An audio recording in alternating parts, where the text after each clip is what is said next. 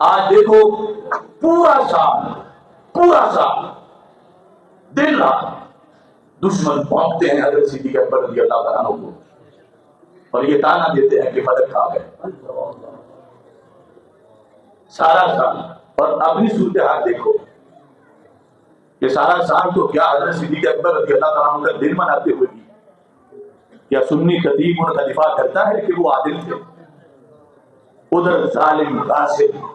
کیا بکواس وہ کر رہے ہیں دن رات، اور ادھر جس نے ان کا دفاع کیا سارے اسی کے پیچھے لگ گئے۔ تو میرا پیغام ہے اہل سنت کے خطیبوں کو، مساجد کے منتظمین کو، کہ کم از کم جب سال بعد یہ دن مناتے ہو تو اس خطیب کو کہو کہ اتنا کہہ دو کہ حضرت صدیق اکبر رضی اللہ تعالیٰ عنہ رسول اکرم صلی اللہ علیہ وسلم اور انبیاء علیہ السلام کے بعد سب سے افضل ہیں اور سب سے عادل ہیں، اور آپ نے جو فلک کا فیصلہ کیا وہ قرآن و سنت کے مطابق کیا۔ ذرا غور سے سنو، فلک کا جو فیصلہ کیا وہ قرآن و سنت کے مطابق کیا، اس میں آپ مشیر ہیں، حق پر ہیں، قرآن و سنت کے مطابق کیا، اور اس فیصلے کو سارے صحابہ نے بھی مانا، ساری آل نے بھی مانا۔ یعنی اگر کوئی لمبی چوڑی تقریر نہیں کر سکتا تو کم از کم کتنے جملے بول کے تو دفاع کرے کہ جس بندے کو ایک دن میں عالم اسلام نے کروڑوں جگہ گالیاں دی جا رہی ہیں، اور ہے وہ بندہ جس نے پورا دین اچھایا ہے، جس نے پوری امت پہ رکھوالی کی ہے، تو کیا اس نے کوئی بات نہیں کی دنیا میں؟ وہ جو خود محب اہل بیت تھے اور اہل بیت کے حقوق کے محافظ تھے اور سارے دین کے محافظ تھے، اور آج صرف فضائل کے بیان کر دے تو یہ کافی نہیں، جو کہ اصل جو الزام آ رہا ہے پہلے تو اس کو رد کرنا ضروری ہے، اور اس کو کوئی رد کرتا نہیں، اور اگر کوئی رد کرے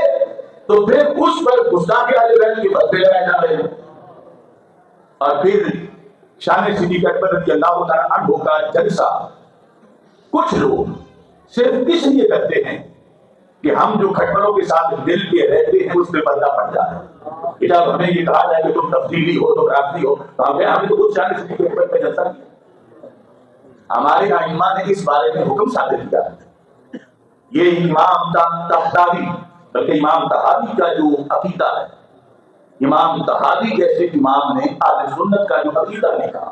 اس عقیدے میں صحابہ کے لحاظ سے کیا لکھا، یہ اس کی شرح میں 640 صفحے پر متن یہ ہے: نحب اصحاب رسول اللہ صلی اللہ علیہ وسلم، ہم اللہ کے رسول علیہ السلام کے صحابہ سے محبت کرتے ہیں، وہ محبت اگر بلال رضی اللہ تعالیٰ عنہ جیسے بھی آزمائش آ رہا ہے تو پھر بھی شریعت ہے۔ ولا نفرط فی حب احد منہم، ہم ان کی محبت میں غلو نہیں کرتے کہ بعض اللہ ان کو نبیوں کے برابر کہتے ہیں یا نبیوں سے افضل کہتے ہیں۔ یہ ہمارا ایمان ہے اہل سنت کا، جو ان کی شان ہے اس کے مطابق ان کو مانتے ہیں۔ وَلَا نَتَبَرَّؤُ مِنْ أَحَدٍ مِّنْهُمْ، ان کی پوری لسٹ میں سے حضرت صدیق اکبر رضی اللہ تعالیٰ عنہ سے لے کر حضرت امیر معاویہ، حضرت ابو سفیان رضی اللہ تعالیٰ عنہ تک کسی ایک سے بھی بیزاری کا اور لا تعلقی کا اظہار نہیں کرتے۔ پھر اگلا جملہ ہے جو بطور خاص میں بتانا چاہتا ہوں: نبغض من یبغض، یہ اہل سنت کی تعریف ہے، یہ جو صحابہ کا بغض رکھتے ہم بھی اس کا بغض رکھتے ہیں، اور بغض پھر جب سے مارنے نہیں دیتا۔ جو صحابہ کا بغض رکھے پھر ان کے ساتھ بیٹھنا نہیں ہوتا، ان کے ساتھ بغض رکھنے سے پھر ان کی کتابیں بھی کھائی جاتی ہیں۔ نبغض من یبغض، یہ ہمارے عقیدے میں صدیوں پہلے لکھا گیا۔ تو کچھ لوگ ادھر جہاں تبرہ ہو رہا ہوتا ہے وہاں بھی کرسیوں پہ جا کے بیٹھے ہوتے ہیں اور چاولوں کے لیے گئے ہوتے ہیں، اور جہاں پھر خود آ کے مسجد میں یوم صدیق اکبر بھی بنا لیتے ہیں۔ ایسوں کی تعداد تھوڑی نہیں، آپ خود اندازہ لگائیں کوئی کہاں جاتا۔ تو یوم صدیق اکبر رضی اللہ تعالیٰ عنہ منانے کا تقاضا یہ ہے